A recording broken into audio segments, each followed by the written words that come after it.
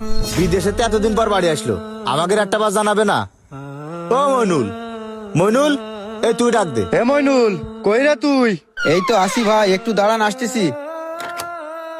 কে ভাই? কি রে, ভালো আছিস? তুই বিদেশ থেকে বাড়ি আসিস তা একটা বার জানাবি না আমাকে? কারা ভাই আপনারা?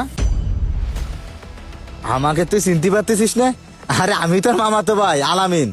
আরে এই দেখ তোর স্বাস্থ্য ভাই মামুন। এবার চিনতে আমি পারছিস? আপনাদের দুজনকে চিনি না, আপনারা আসতে পারেন। দাঁড়া মইনুল, আজকে তোর টাকা পয়সা হয়ে গেছে তো, অর্থ সম্পত্তির মালিক হয়ে গেছিস তো, এই জন্য আমাদের চিনতেছিস নে। আর একটা কথা শোন ভাই, অহংকার কিন্তু পতনের মূল, আল্লাহ কোনোদিন সহ্য করবে না। আরে আমরা তোর আপনজন, আজকে আমাকে সাথে যে খারাপ ব্যাপারটা করলি না, কাজটা একদমই ঠিক করিসনি। থাক, আমরা চলে যাচ্ছি। এই আয়। এই দাঁড়া,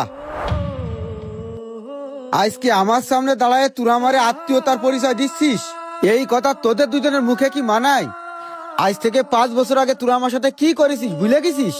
তোগের মতো আত্মীয়র পরিচয় না দেওয়ার কারণে আমার ওই আল্লাহ যদি আমার শাস্তি দেয়, আমি ওই শাস্তি মাথা পাইতে নেব। যা তোরা চলে যা। দাঁড়া মিয়া ভাই, ভাইরা তোর সাথে কি এমন করেছে যে তুই ভাইকে সাথে এরকম ব্যবহার করতেছিস? ভাই রে, আজকে জাগরে ভাই করছিস নে? 5 বছর আগে আমার সাথে এরা কি করেছে তাহলে শোন তুই।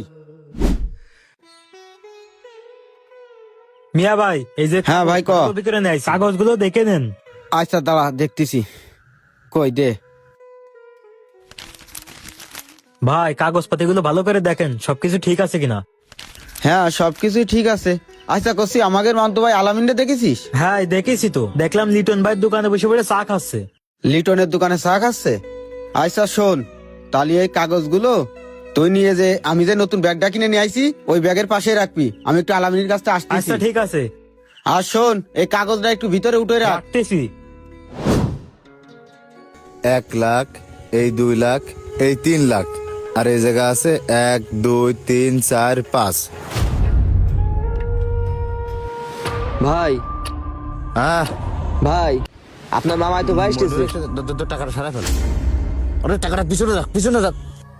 কি রে মইনুল, কি হয়েছে? না রে, কিছু হয়নি, আমি তো একটু তোর কাছে আইছি। আমার কাছে আইছিস কি দরকার?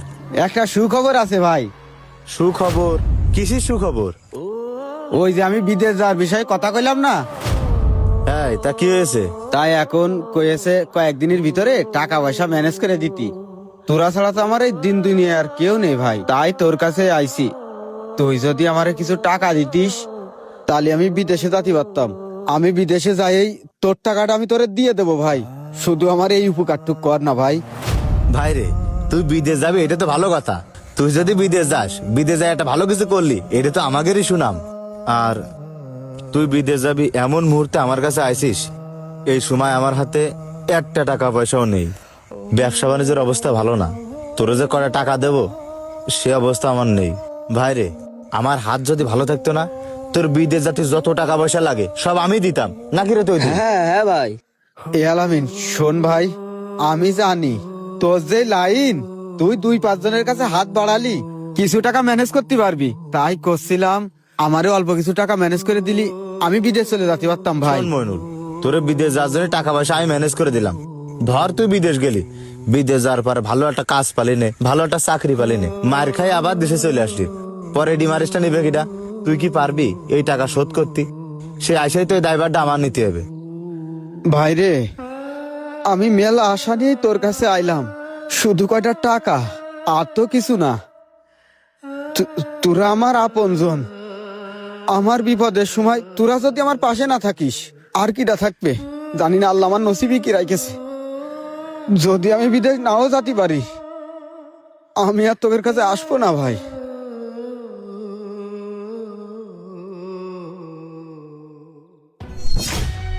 দেখ দিনই গেছে নাই?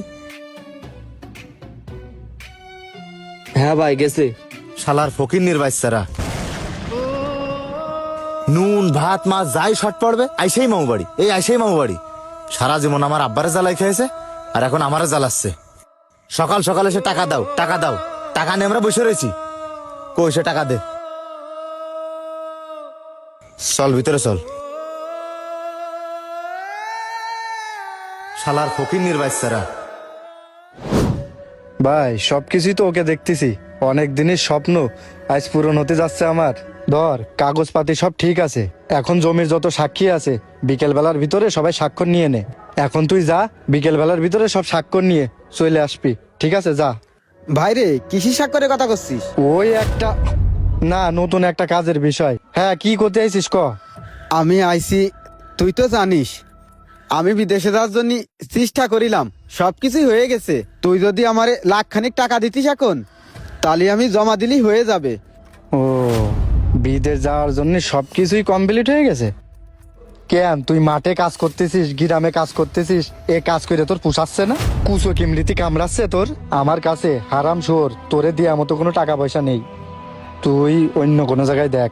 ভাইরে আমি আর কার কাছে দেখবো, তুই ভাইরে তোর আমি 2 হাত ধরে করছি। আরে হাত ছাড় দিনি, তোরে বললাম না তোরে দেওয়ার মতো আমার কাছে কোনো টাকা পয়সা নেই, আর এই টাকা পয়সার জন্য আমার কাছে কোনোদিন আসবি না। টাকা নেই, বিদেশ যাওয়ার শখ হয়েছে, যা দিনি ভাই তুই যা। যা, আবার দাঁড়ায় রয়েছিস কেন? কুজোর আবার শীত হয়ে শোয়ার শখ হয়েছে।